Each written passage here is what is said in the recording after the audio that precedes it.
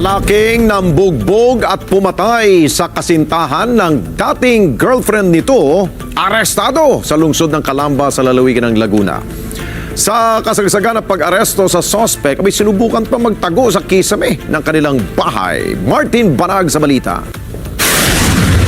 Nadakip na ng pulisya ang sospek na si Mark Daniel sa kasong murder matapos ang mahigit isang buwang pagkatago nito sa batas sa bisa ng warrant of arrest na inilabas ng Regional Trial Court Calamba City, Laguna. Kaugnay ito ng pangubugbog ng sospek sa nobyo ng kanyang dating kasintahan habang ito ay tutulog noong January 9, 2026. Makalipas ng 3 araw ay binawian ito ng buhay.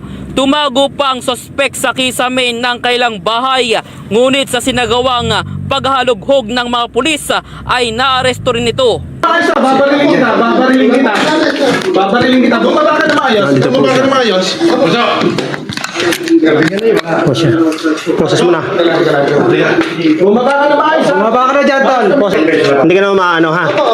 Hindi ka maano. Huwag kang matakot. Huwag kang matakot.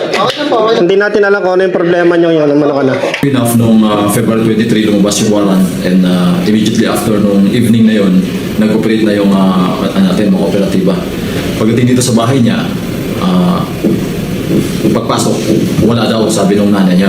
But nung hinalugog na yung nung bahay at confident yung mga operatiba natin na nandun nga kasi continuous yung intelligence monitoring natin dito. Tapos nakita yung upos ng sigarilyo na medyo mainit-init pa. And then may nakatagong doon sa gilid na na parang tinabing hagdanan. Hindi naman kinasuhan ng pulisya ng obstruction of justice ang pamilya ng sospek dahil sa pag-alibay na wala doon ang kanilang anak sa kailang bahay.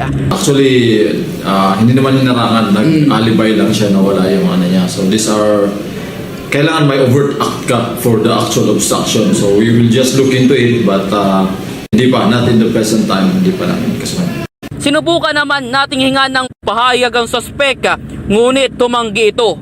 Samantala, ang naturang akusado ay naitala sa Regional Most Wanted Person sa Calabarzon na ngayon ay nakapiit sa custodial facility ng Calamba CCPS. Martin Banaag para sa Mata ng Agila. Matatag, matapang, matapat.